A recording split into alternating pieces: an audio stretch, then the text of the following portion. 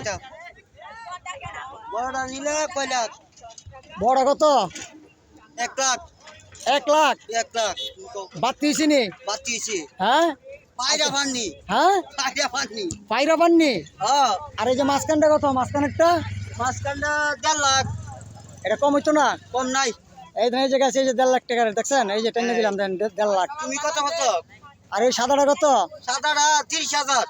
এটা কম, এটা দাম কম ভালো না। জাত বলো না। আর নিচেরটা?